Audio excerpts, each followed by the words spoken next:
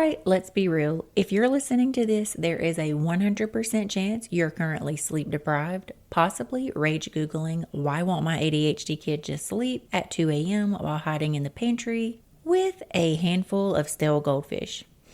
First off, solidarity, my friend. Second, you're not crazy and your kid isn't just being difficult.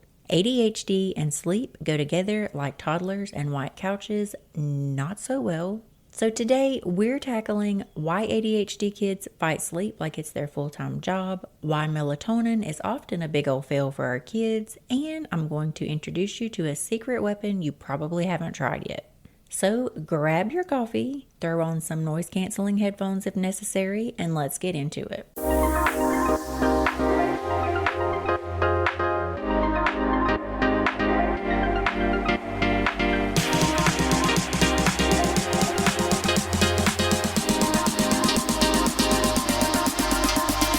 Welcome back to Chaos and Caffeine, the podcast for exhausted, overcaffeinated parents of ADHD kiddos. I'm Danielle Kelly, your ADHD parenting bestie and your ADHD parent coach, here to serve up some science-backed sanity and the real talk no one else is going to give you about this wild parenting ride. Just to let you guys know, I am 40 this year, so in my cup is a half caramel protein shake and half Starbucks cold. Yes, I am old, but I'm always asking you guys what you're drinking, so I thought you might want to know what's in my cup this morning.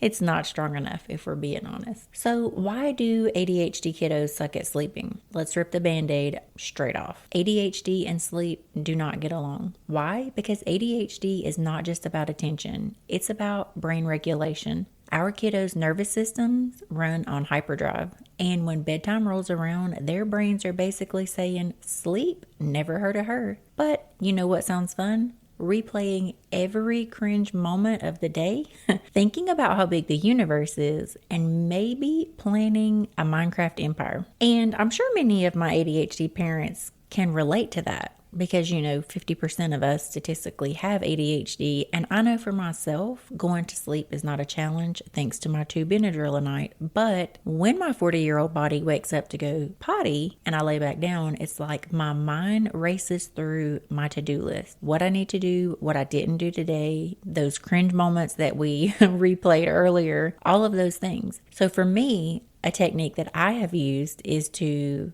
turn on a Harry Potter sleep story. And no joke, I'm asleep in 3 minutes. I haven't heard the end of the Harry Potter sleep story in 3 years. But it's basically just hand-holding my brain like, no, let's go listen to this, get off of your to-do list, and then come on back. And the scary thing is that children with ADHD and anxiety, often this rundown at the end of the day is actually not just their cringe moments, but it's also the things that they're very afraid of. About once a month, my kid is hyper-focused on death, so we have a night where we cry ourselves to sleep, where he's thinking about mom dying. Yes. It's not fun. So before I go off on a tangent about that, let's get down to the science of why this happens.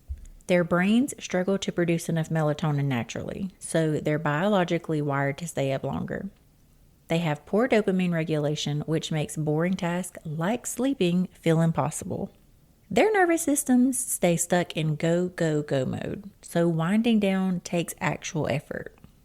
Translation, if bedtime feels like an Olympic sport that you're constantly losing, it's not just your kid being difficult. Their brain is fighting them and you. Looking for some new toys and tools that your ADHD kiddos will love?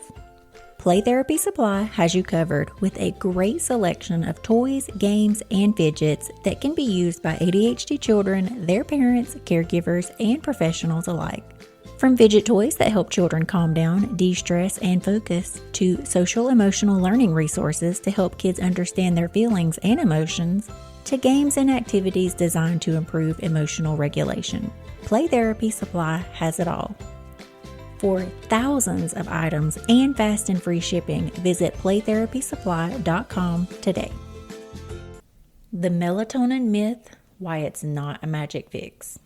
All right, let's talk about melatonin because I know some of you are popping gummies into your kid's mouth like they're a bedtime cure-all.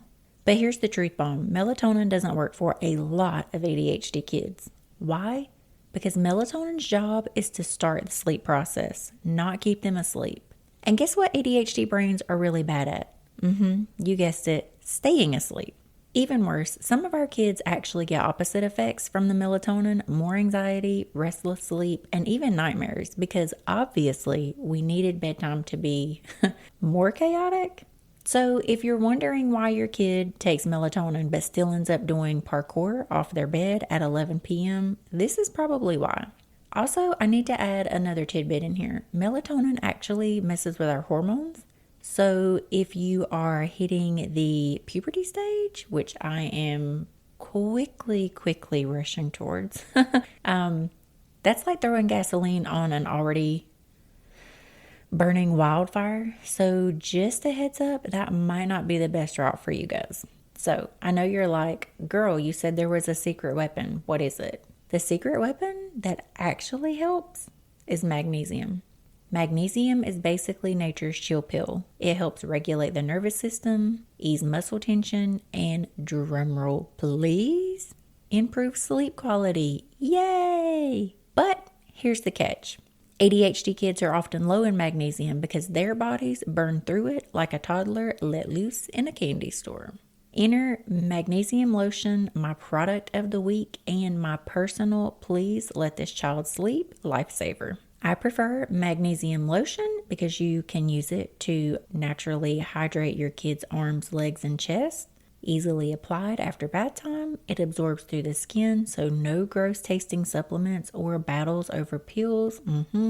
It's going to help calm restless leg syndrome, which I personally struggle with and have for like 30 some years. It reduces stress and actually keeps them asleep. The magnesium in the show notes is made in the USA. It is safe for kids. It is unscented for sensory sensitivity little ones. I use this on my son's gremlin legs before bed, and let me tell you, it's the difference between mild bedtime resistance and full-blown hostage negotiation. Just this morning, I spoke to a parent who had been trying melatonin. She had been texting me in the middle of the night. Her kid was not only awake, but angry off of the melatonin gummies because it, makes you sleepy, but it doesn't keep you asleep. So he's like very angry because he's tired and he can't sleep. And so I was like, girl, you need to ditch the melatonin, because we should not just be out here giving melatonin to all of our kids, and use this lotion on his feet and watch the magic work. Last night, she said it shaved 30 minutes off of their bedtime routine, no negotiation,